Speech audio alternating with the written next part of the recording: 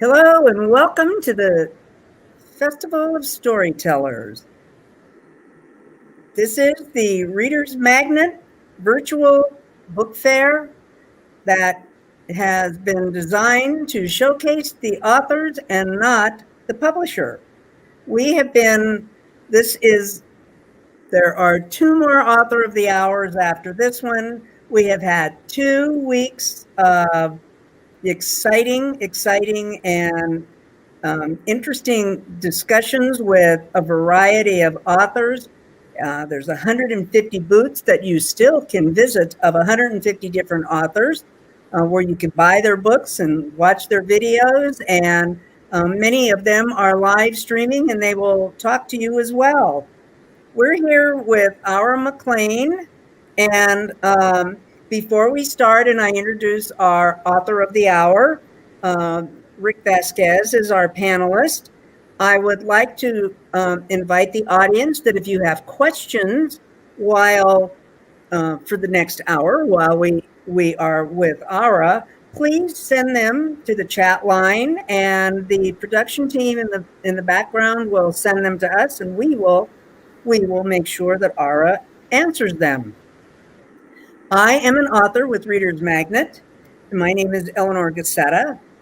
I'm Ellie to everybody around here. But my books are One Caregiver's Journey, which is a book about my 9.5 years of caregiving for my mother. She broke her hip at the age of 93, and she passed away in my home at the age of 102. It's an easy read, and it is a snapshot into the realities, changes, and challenges of being a caregiver.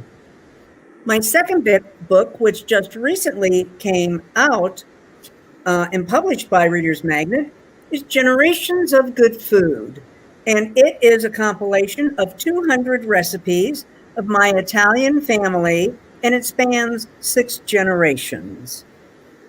I would like to turn it over to Rick. Would you like to give them a short tell of who you are? Oh, I sure will. First of all, I want to thank all you guys for tuning in with us. I know we're talking to the world, guys. This is great. But my name is Rick Vasquez, and I'm the author of All Kids Go to Heaven, and it was published by ReadersMagnet. And it is a psychological thriller with a slice of horror in it. I know. Anyways, that's my book, and now I'm going to turn it back to you, Ellie. And Rick made an interesting comment, and that is that this broadcast has reached the world, and in the last 2 weeks we have had over 16,000 visitors to the Festival of Storytellers from all over the world. So this has been quite an event. Our Author of the Hour is Ara McClain. Ara is a certified professional life coach and published author of a spiritual book called Happiness in Quantum Leaps: De-Stressing Without Drugs. As a professional life coach, her expertise is in spiritual, emotional, and relationship healing and coaching. In her book, Happiness in Quantum Leaps, she teaches that by being in positive alignment with body, mind, and energy spirit, we can drastically reduce our cycle time, and successfully meeting our happiness goals faster. As a life coach, Ara has coached young adults to find their self-esteem and to clarify focus and streamline their goals in the areas of spiritual, educational, finding a job, and real estate investing. Most of her work as an engineer,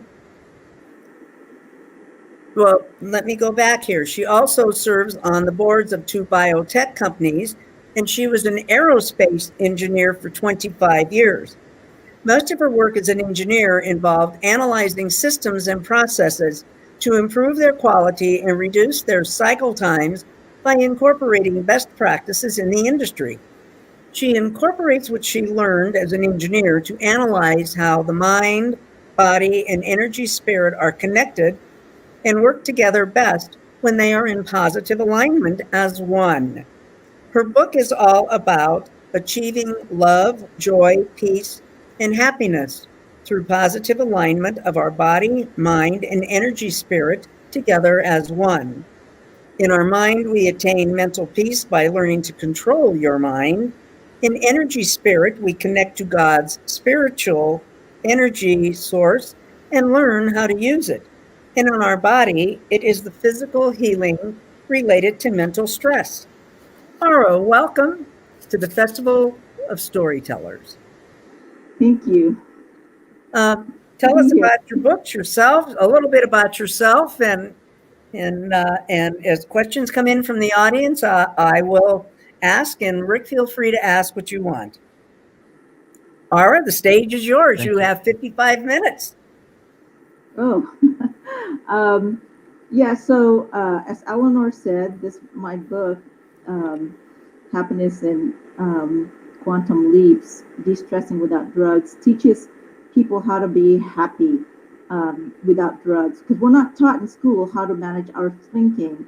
And one of the things that I realized in my own research as an engineer is that they haven't discovered yet, they, meaning scientists, haven't discovered yet how that thoughts are real. And so that's a problem, because if thoughts aren't real, they can't really teach us. If they haven't discovered it yet, they can't then teach us how to manage our thinking naturally. And so that's the problem. And that's where my book solves that issue, that the missing link, I call it, until science discovers it, that you've got my book. Most doctors, psychiatrists, they focus only in body and mind. But if you ask a doctor what you're made of, he's going to say, you're made of blood and bones. Well, what's that made of? Molecules. What's that made of? Atoms. What's that made of? Electrons and protons. And if you ask a physicist what's that made of, he's going to say, well, that's made of invisible energy. In that everything in the universe is made of this invisible energy entity. And in physics, energy is defined as something that can never be created. It can't be destroyed. And that's what everything in the universe is made of, according to science. That's science's version. Now, something that can never be created or destroyed is another word for that is eternal, which religious people call spirit of God. So really, we're all talking about the same thing using different words, and we're all, negating everybody's thinking of what their version of the universe or God. And so that's where my book says, my theory is we're really just talking about the same thing. And I explain that, I think, pretty clearly, and I try to use very simple physics to explain what we are. That we are physical bodies, what Einstein calls, this life is an illusion. That's what Einstein says. What you see as an object, your bodies, your car, they're just temporary objects. And in physics, energy is constantly changing forms. When energy is changing to different forms, the different cycles of life that they teach in science when you're in elementary school, the life cycles, the different life cycles, like the water cycle, the CO2 cycle, the food chain, all these cycles that happen when energy changes from one form to another form in that cycle is what some religions call reincarnation. In the event that things come back to life is what Christians call the resurrection. And so we're all talking about the same thing, using different words, getting everybody confused. And I even have diagrams on my book. So I started my research when I was in my mid-20s. In my mid-20s, I was assessed with a brain tumor that my doctor told me I was going to have for the rest of my life. And I kept thinking, there must be another way. There must be another way, because my doctor at the time, my endocrinologist, said, you're going to have to take these pills for the rest of your life, and there are force pills. And I'm thinking, I didn't want to take drugs, okay? I was very sickly kid. My mom was a nurse, so my mom was constantly giving me every time I would sneeze because I was allergic to everything, dust, the smog. I grew up in LA. The smog. Um, she would because she's a nurse. She's automatically just gave me meds. So here the doctor's telling me now you got to take these drugs for the rest of your life, and I was like having a panic attack, and I'm thinking, no, there must be another way. There must be another way. I didn't want to solve the problem with drugs, and so with that questioning, I, um, I heard a voice in my head that all ailments, the source is thought. Thought. Okay. At the time, being an engineer, I was doing research work on artificial intelligence for Hughes helicopters, which is now part of Boeing. And so I was already doing research work on how the physical body works and the different parts are connected. And so I started thinking about the words, well, that the source is thought. So I thought, well, what would happen? I started doing an investigation on myself and research on myself because that's what I was doing in aerospace. I thought, what would happen if I figured out what this thought was that was creating this tumor? If I figured out what that thought was, and maybe if I got rid of it or maybe shifted it, would the tumor go away? That was my research on me. On you. Drugs. On you. It was your research on you. Yeah, at the age of 2. Okay. And so, because I'm trying to get rid of this tumor on my brain. And so I reverse engineered it, and I thought, well, I'll go to a thought doctor. What's a thought doctor? I went to a psychiatrist for about a year. And she wants to give me more drugs. So she says, oh, you're depressed. You need drugs. So she's trying to give me tranquilizers and antidepressants. And I said, no. That's not what I want. I don't want more drugs. And so, but I stayed with her, hoping that she would at least maybe give me a guide or give me some answers to getting rid of this thought that was stuck in my head. I don't know what that was, but I'm assuming it's stuck in there that I needed to let go somehow. And about 6 months into seeing my psychiatrist, my boyfriend at the time committed suicide. So I was having a panic attack, and my brain couldn't stop thinking, the guilt feeling, because I was the last person he talked to. I just couldn't stop it, the brain from thinking. So that was the only time I took the meds that my psychiatrist gave me, because I just couldn't stop it. She gave me some tranquilizers, and so I took it, and I don't know, I ended up in Venice Beach somehow. I don't know how long I was driving.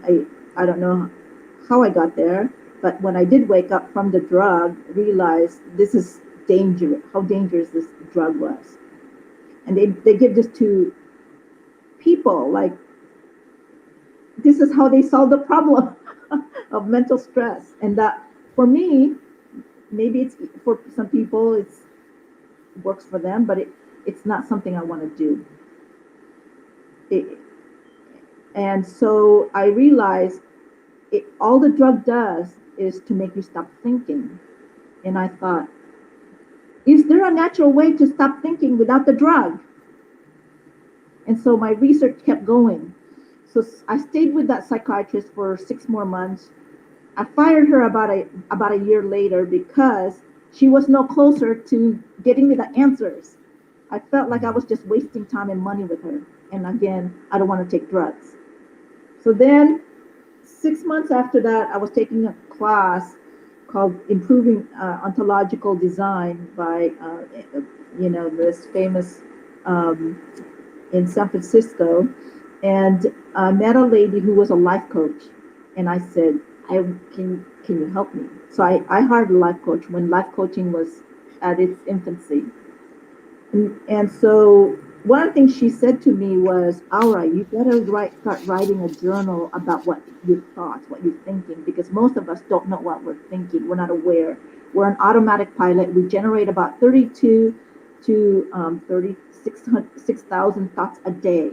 And we don't know what we're thinking because we're just, we can't stop the thinking. We're not taught in school. They don't know you because they haven't discovered thought yet. That it's real. As a form of energy. So I started journaling like what she said.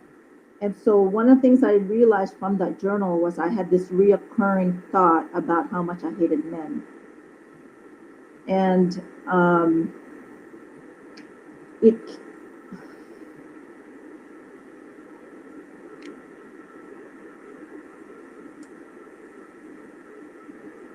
Come on.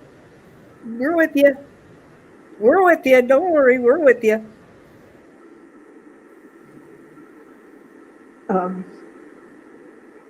it came from trauma.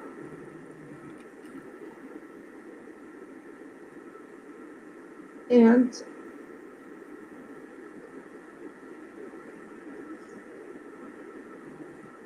anyways, one of the things that I realized was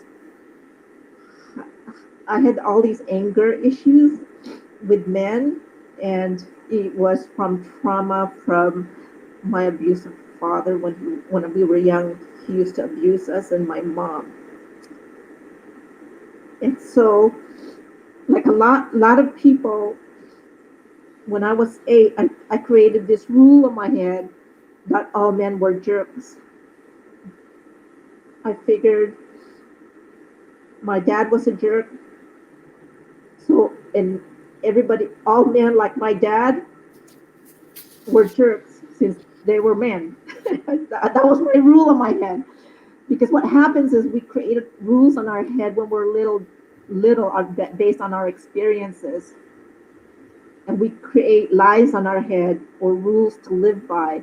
And whatever we believe in becomes our reality. And my reality was that all men were jerks. Okay? That's mine. And what happened at work was every time I was the only female engineer at the time at Boeing, the first. And so every time my boss would tell me, you need to go do a presentation in front of the bosses, guess what? They're all men. And so I started having panic attacks. Every time I would have to do a presentation, I would start getting massive headaches and it got worse and worse, and I would get headaches and I would start getting dizzy to the point where I had to walk next to a wall to break my fall just in case. Because in my mind, in my crazy mind, in the negative beliefs that I had that were lies that I believed in, I kept thinking, if they're all men, if I say the wrong thing, if I do the wrong thing, they're gonna beat the shit out of me, just like my dad. And so that was my belief system. That was my reality. And so every time I would my boss would tell me, you have to do a presentation, I would have these panic attacks. Were you able to do them? And so, Were you able to do them? Were you able to do the presentations, or did you make yourself sick? Both. Okay. I was able to do the presentations, but before going in, I would be sick. I would get massive headaches. And that's how the tumor started. The tumor started getting worse and worse because my boyfriend at the time said, you need to go get checked because that's not normal. You know, and so that's when I found out this tumor was growing on my head. Okay. And I was creating it from my mental stress. And so when my life... I just want to... Yes. All right, I just want to say in your book, it was just so beautiful how you would go through these panic attacks or attacks about men and how your husband just held you and let you fight as much as you want and let it get it out of you. And I just thought, gosh, that's wonderful. You know, I think that all men should do that for, just allow people to express and fight it out of you. So take it from there. And I think, you know what? I think that's why Catholics do that kind of like an exorcism with some people, because they have so much anger and hate inside. And Eleanor doesn't know that part of the book, but let me explain to Eleanor that part of the book. In my book, I explained that when my husband and I first got married, I was so angry with him because I took out all these, I had all these negative things about men, and I don't know what the fight was about, but I was always fighting with him, wanting to get back at the world, at the world of men, and he was like my dad in my mind. So I was always trying to beat the crap out of him. Well, he's a Marine, okay, by the way, he's an ex-Marine, and he would pick me up from the back, and he would hold me so that I wouldn't hurt myself. But I tried, no matter what, I would try to kick him, beat the crap out of him, anyways. But here I am. I'm 5'1", he's 5'10", and he was trained to be a killing machine, and here I am, a super nerd. But I had anger. That was with that I when we first got married, he would hold me so tight in the back that after a while I just stopped fighting, because I realized, oh, he's not a fair fighter. He doesn't fight back. But he would hold me tight from the back so I wouldn't hurt myself. And I thought at the end, while doing this research, how loving that was, because anybody else might have hit me back, but he didn't do that. And I thought that was so loving, looking back years later, that he just let me get all my anger out, all the and it helped me to release a lot of the energy, negative energy that was inside of me, a lot of anger, a lot of hate. The other thing that helped was when my life coach said to me, when I read my journal to her, and I realized I had this rule that all men were jerks, and she said, "All right, is that a true statement? All 3 billion men beat you up?" And she used logic on me, and I said, "No, it was just my dad." And so she said, "Okay, now I want you to write your dad a love letter." And she was trying to help me mentally get rid of this negative thinking about my dad and men, just the negative thinking. And so I went down from hating 3 billion men down to one, just from that exercise.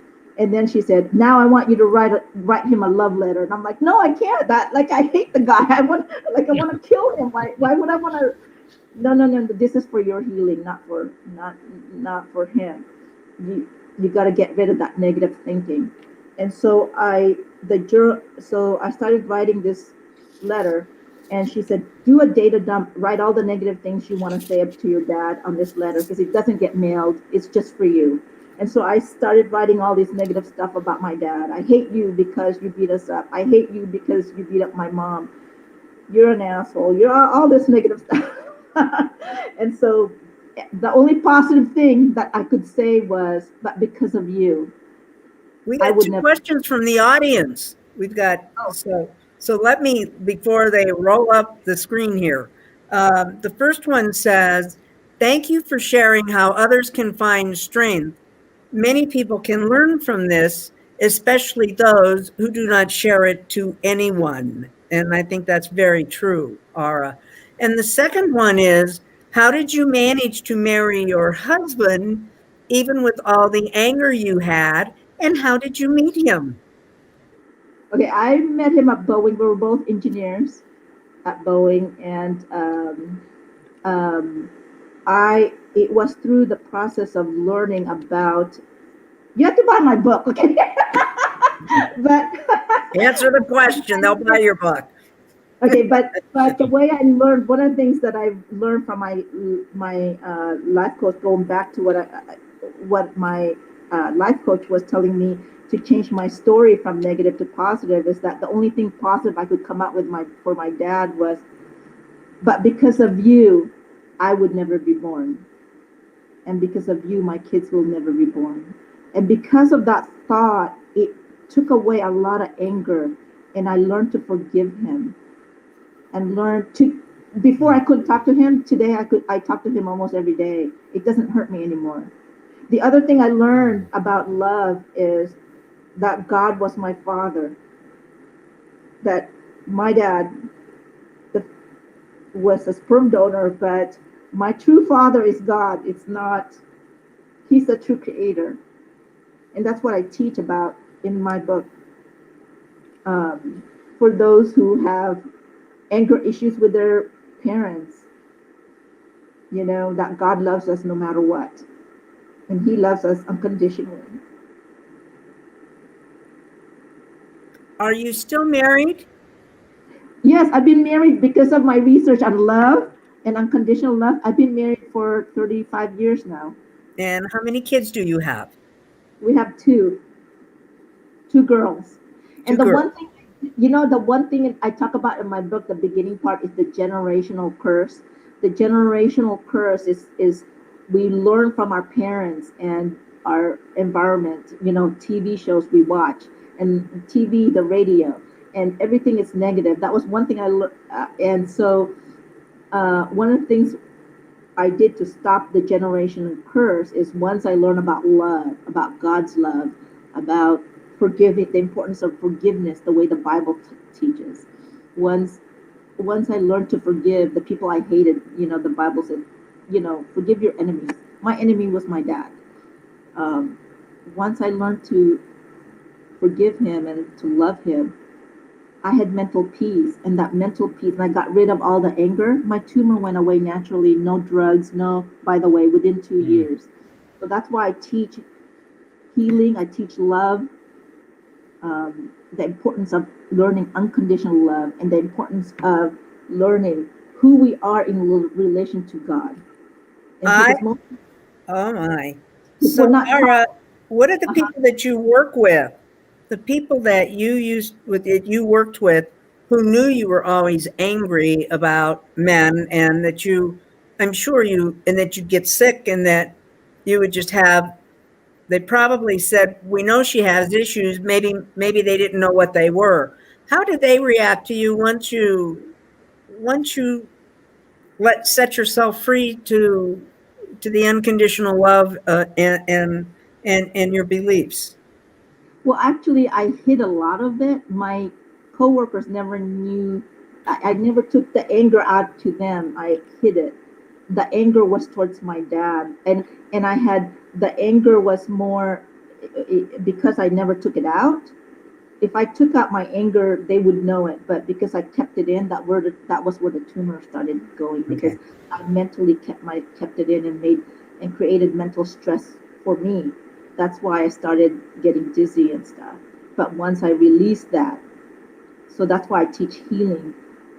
Because my background's engineering, I teach the process, which we're not taught anywhere. So I teach how our bodies, our mind actually is connected to our energy, what we're made of inside, and how because we're connected as one, we need to learn how to use it. It's like using your body when you're baby. When you're a baby, you have to learn how to use your legs, your arms, as you're growing up. We also have to learn how to use our spiritual side, and that's where we're lacking in our education, because they haven't learned yet the connection that they're all one. And I believe Jesus was trying to teach us this when he said, "The Father and I, meaning the universe and I, are one. We're one." Because if you're made of invisible energy or spirit, because the Bible says the kingdom of God is inside of you, is within you, inside of you. And he said, "I made you to be immortals." So that's what we're made of. We can't be separated from him, because what we're made of his spirit. We are eternal. Our bodies are eternal. We're part of God's universe. It can't be created. We cannot be destroyed at that level. Our bodies, our bodies just shift from one shape to another. So, Michael from the audience says, "What is something memorable you had heard from your readers?" Or he says fans, but I would say possibly clients. Oh, I've heard a lot of good things, because I give it to people when I was doing my initial research work. I would test it out with my clients. I would give that, and I would tell them, "Look, why don't you read my book first before, if you still need life coaching, I'll help you." But after they would read it, they don't call me back. and I would ask them like, oh, well, at least tell me how it helped you. So I had one lady, she said, she and her husband had been divorced for 4 years, separated. And she said, Aura, we've been trying to get back. My husband and I have been trying to get back together for 2.5 years. We hired a family therapist for 2.5 years, paying her $250 an hour. And she said, we're no closer together. And she said, all I did was read your book. And now we're dating. 6 months later, I found out he moved back in. He sold his house and moved back in. That's a good story. They never hired me as a life coach because All right, real fast But they question. bought your book. All right, I have a real fast question. When did you start writing the book, though? I mean, you talk about your work and everything, but when did you actually start writing the book that you have right now, Happiness Quantum? I would say, well, my research started at the age of 26. I'm already 60, but my research started then. At the age of about mid-30s, I heard a voice in my head because I was doing research work. Something happened in my family with my daughter. When I was doing my research and positive thinking, I was reading all these books by famous people.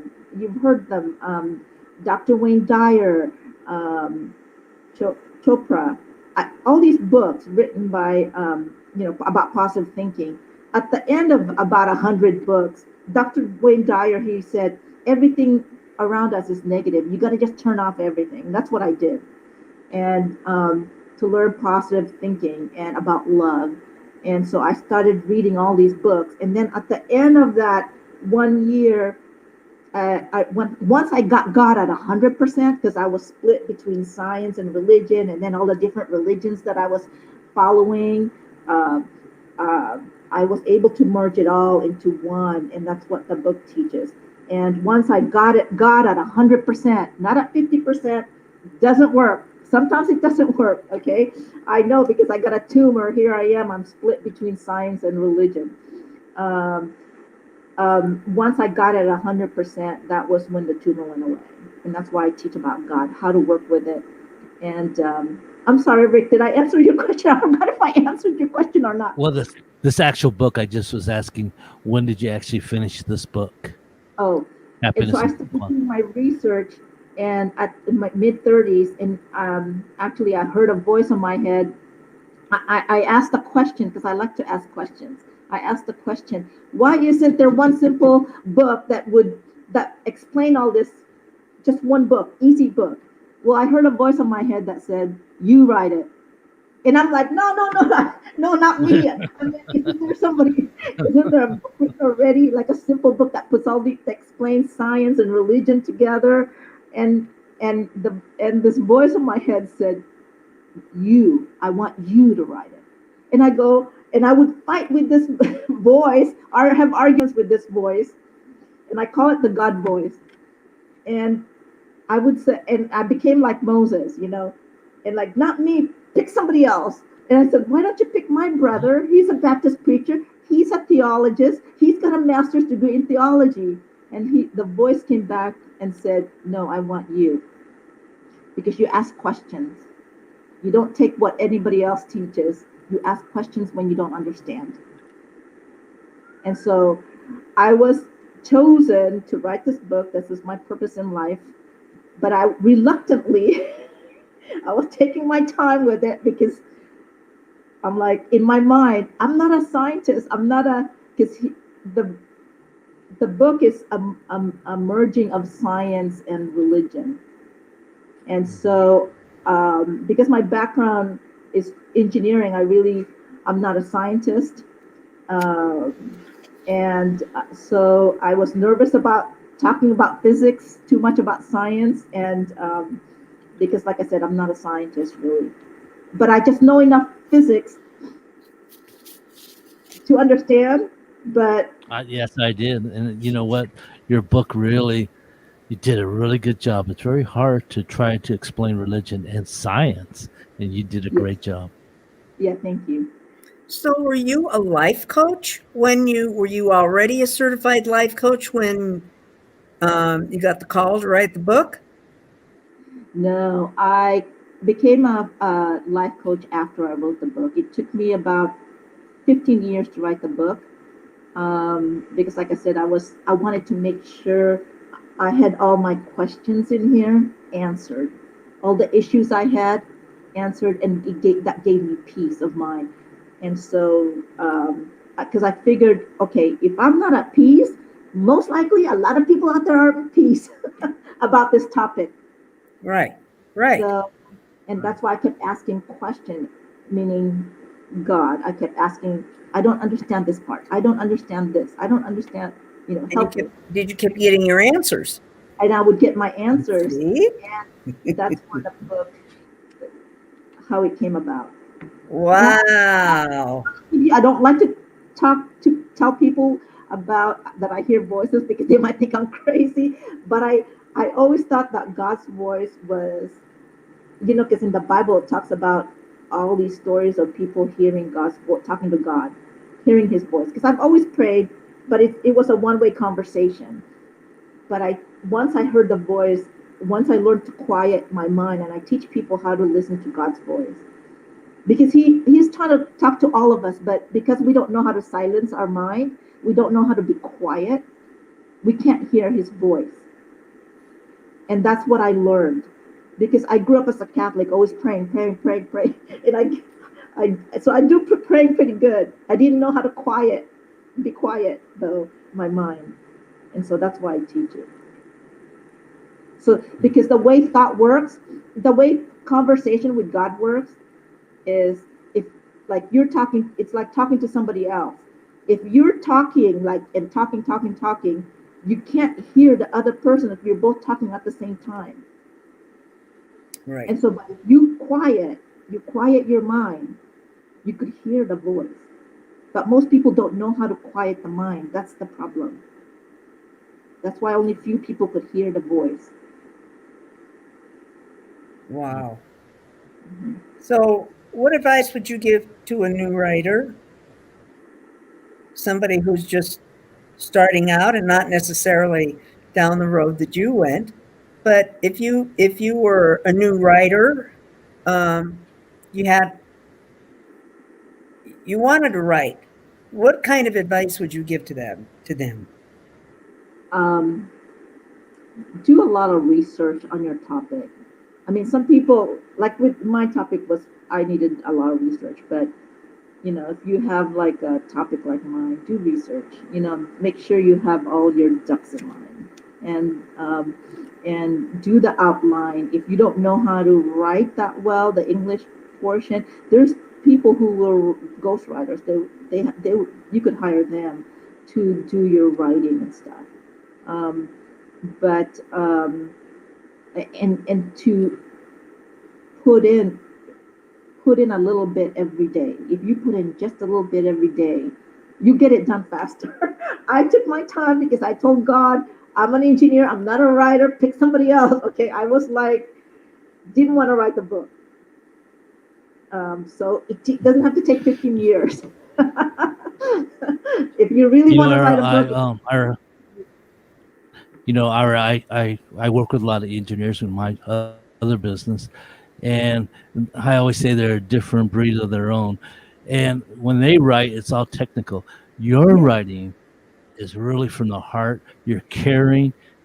It's hard to believe that you have that engineering side of you, because you really are quite a good writer. Thank you. And I teach about love. My book is really about love. I teach, which is missing, especially right now. That's what I teach, is about unconditional love. We need to bring out God's unconditional love out to people.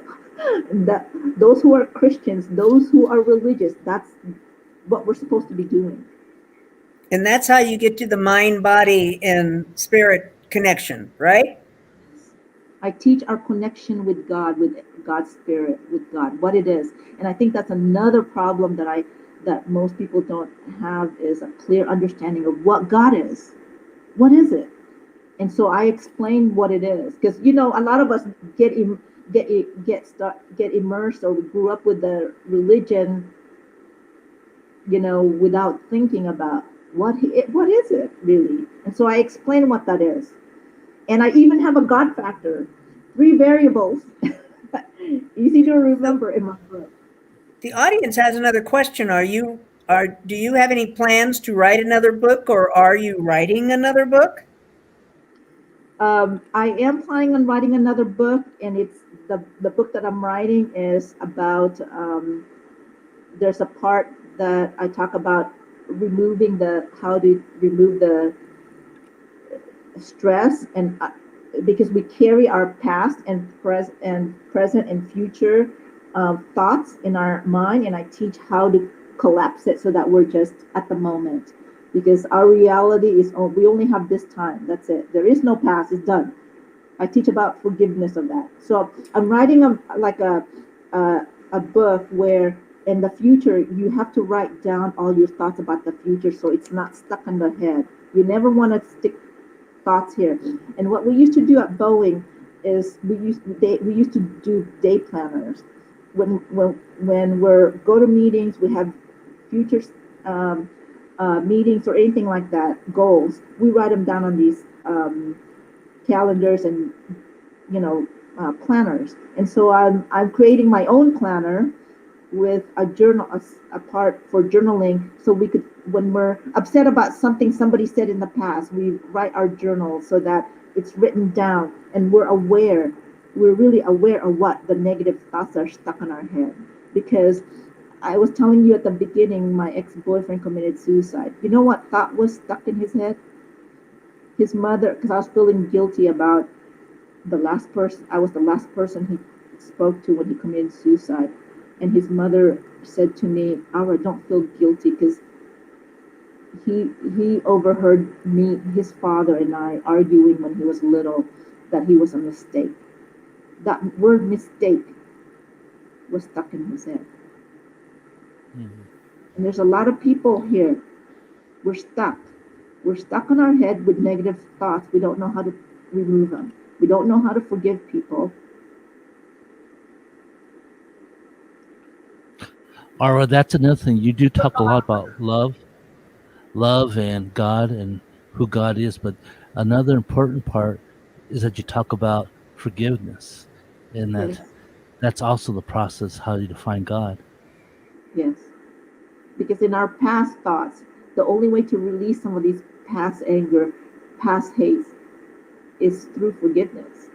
And religion was right. They're ahead of science, because science, when you Google the different types of energy, they've discovered gravity, kinetic energy, potential energy, nuclear energy, sonic energy, which is sound energy. But most of our thoughts are silent. How about digital, book format? They haven't discovered that yet. So we have to go to religion, because religion tries to teach us, you got to control your thinking. You got to be loving. You got to be positive. Get rid of your negative thoughts through forgiveness and accepting and loving of all. And that's Christianity's way of controlling your mind.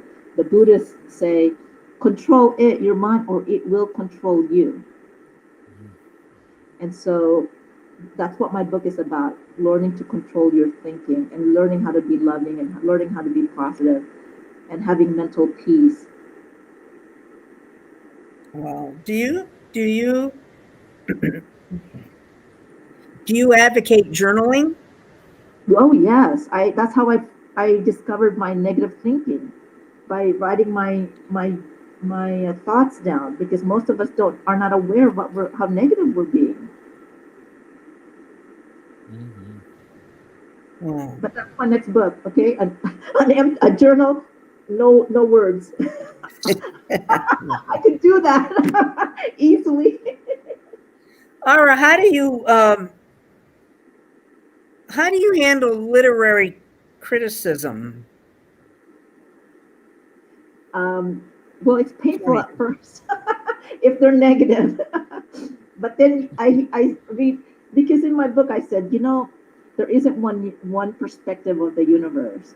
There's actually 8 billion people in the world, and we all have to create our own perspective. And so I get people who have read my book that may, especially if they're atheists to begin with, they don't believe in God, and here I am talking about God, and I'm improving it. And so, I could always tell who the atheists are, and I'm fine with that. I really am. I've learned, I think at the beginning to, that it's kind of painful at first, and then I realize, and then I get all these positive thoughts, and then I'm like, oh well, there's some people who's gonna like it, and there's some people who's gonna not like it, and that's true with everything. And I can't take that personal because they're going through stuff themselves, and so it's and it's good if it helps somebody. That's great, because I know it's helped a lot of people already that that have come to me. um, and so, and there are those that are so against the word God that you know like no. So, but I'm able to, if I could help convert people that are at 50% believers or 75% believers to 100%, that's my goal. Because my cousin, for example, just because somebody is a Christian doesn't mean they're going to get healed from their prayers. I'll give you an example. My cousin, who in '09, she lost her job as a real estate agent, and because the economy tanked, so she couldn't sell properties. That's her business, and so her husband was also in construction. So now her job was affected, and her husband, and they were losing their house, their cars, everything. So she started getting mentally stressed, and then she got so sick. She had breast cancer, and after 2 weeks after her chemo, she thought she was okay. So she thought, I'm gonna go to work. I'm gonna go to work. And so 2 weeks after her chemo, she passed away, unfortunately. But she was a Christian. She went to church regularly. She prayed a lot. But I believe because she was a 50% believer, she didn't trust in the process, that she thought she was the source. When I teach in my book that God is our source, and we have to learn how to trust Him at 100%. We can't be 50% believers, 75% believers, because it may or may not work. Healing may or may not work from mental stress. It's like me when I had my brain tumor. Yeah, I grew up as a Catholic. I grew up as a Protestant. I went to a Christian college for 2 years. But here I am with this tumor growing on my head that was killing me from the inside. There's something that was missing that I wasn't being taught in churches. And that's what this book was all about. Because in school, my brain was split between science and religion. Once I was able to converge the two disciplines and realize, hey, we're talking about the same thing, calling them different words, using different nomenclatures, and fighting, having wars over nomenclature, I realized, that gave me such a peace of mind. And I'm hoping that this book will also give somebody some form of healing in that area. Because if I could save one life, it's worth it. Wow. Rick, you have a Even question? through all this, you actually saved your own marriage, right? From a real I learned to hard fall in marriage love. to a joyful marriage. Yes, and I teach people, how to fall in love with their husbands, their wives. I teach about love. That's what I learned because I grew up fighting. I saw my mother and father fighting all the time, and that was my generational curse. Until I learned about love, God's unconditional love, I realized, because I thought my source. One of my problems was I thought my source was my husband. When he quit working as an engineer and he was doing research, he was doing stock and stuff like that. I started having word about money, and I kept trying to get him back to work, but he didn't want to work. Not I was trying to force him to do something he didn't want to do. And I kept, because I was stressing out about the money. And then once I realized God is the source, there was money, there were all over. I started to see that no, he's not the source. The source is God, the universe. Right. Once I realized that, I started seeing money opportunities everywhere. And I'm like, oh, so I stopped fighting with him about that issue about money. God is the source, and people don't know that, don't get it. And that's why I teach a chapter about where our source comes from. It's not from people, it's not from our companies, because they're going to lay you off at some point. Look at during the COVID, they had to lay off a lot of people. They're not the source.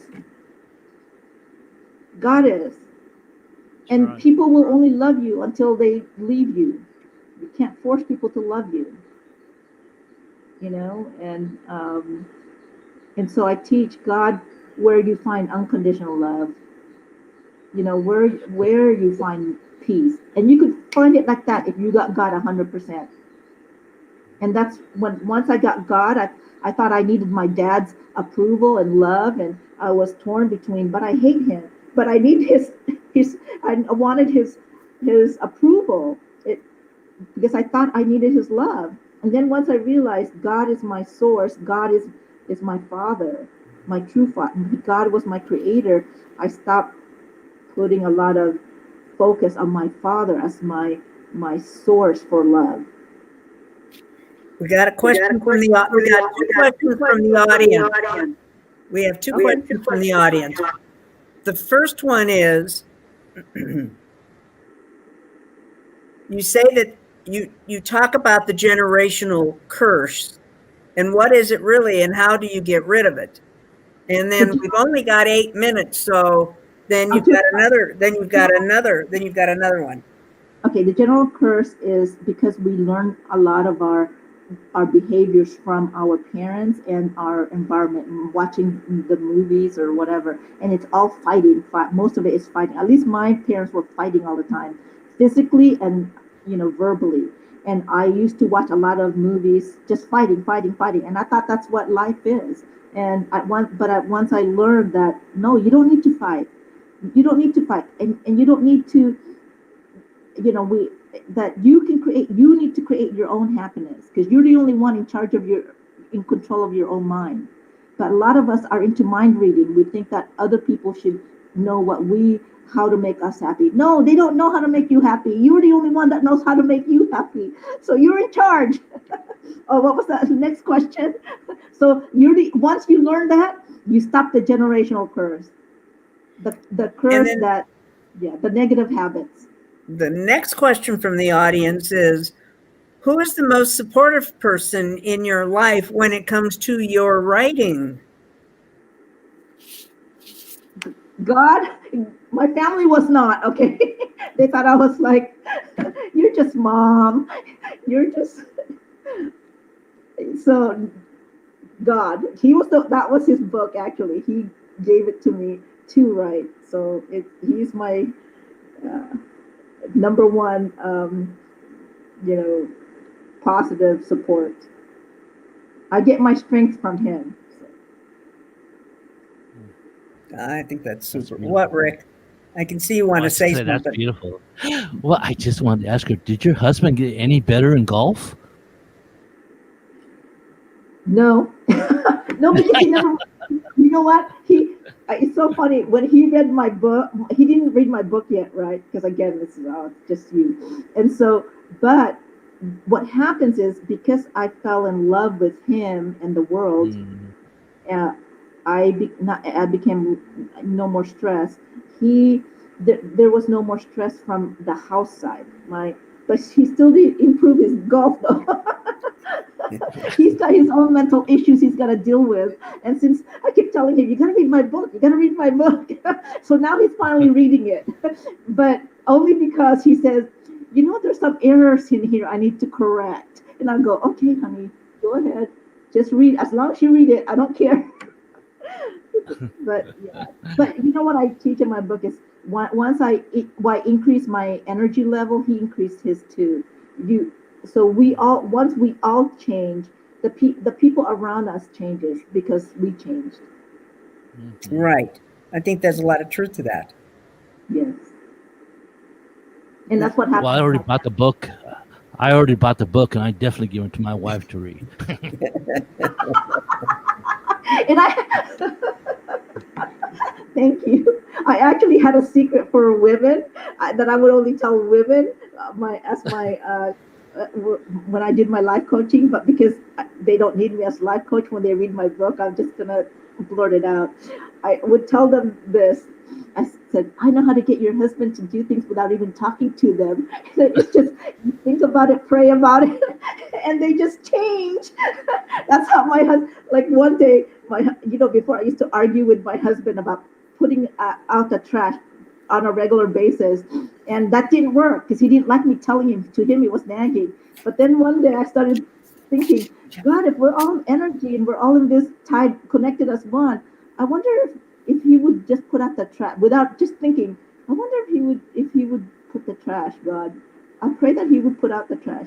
And he did it. And then I realized, oh, I could get him to do things without talking to him. And so now I'm extremely silent. I don't argue. I pray. I work in the invisible realm now. I think about it first. So that's just, if you guys are those who are listening, uh, that's that's just a pointer there. That's not in the book. If you get your kids to do things just by thinking, praying about it. Anyways, that's what I do with my kids and my family. Can you do a real fast synopsis? Like, is there any certain keyword that you could, really put this whole thing together for people? Keywords. Well, Um, just because of time wise, we just have to, you know, yeah. You like know what? God is real. God is, what You know your what? words. God, my God formula is this. God is equal to visible and invisible. We're all both. Okay. The Bible says God created both visible and invisible, and that's my formula. And if you guys buy my book, it'll explain what each part is, so that you'll be better at, you could improve all your relationships. Because I talk about relationships, and I really all about love. When we learn about love and peace, how to get it, when we get God at 100%. And you could mentally Mm. heal yourself. Even from this COVID, your body becomes stronger when you're mentally strong. When you're spiritually strong, your body gets really strong. And I my sister used to have cancer, ovarian cancer, Mm. and she used the same methods that I was teaching on my book. So, and she never took the chemo. Mm. And so you really, I'm here to save lives. I'm hoping I could help somebody out there to save relationships from divorce, because I saved me. I was gonna divorce my husband, and I saved my relationships. So, 35 years of being married. So I hope I could help somebody out there with my book. Well, we are Mm. down to just a little more than a minute. Um, Ara, I would like to thank you. I'd like to say you have a beautiful smile, and Thank you. keep smiling. Rick, it's Yes. it's been an absolute pleasure to be with you again. I moderated Rick's session last week and got to hear all about his book. We invite you all. We invite you all to visit our booths. And there's still time today to go visit our booth. We thank Readers Magnet especially for putting on this event. It has been just it's been an exciting week. It's been an exciting time for all of us. We're all just so grateful to have had the opportunity to truly share our stories with the world, Yes. which we have all done. We've shared our stories with the world. We invite you all to get our books and read about our individual journeys in this world. And with that, I will say thank you. Stay safe and bye for now.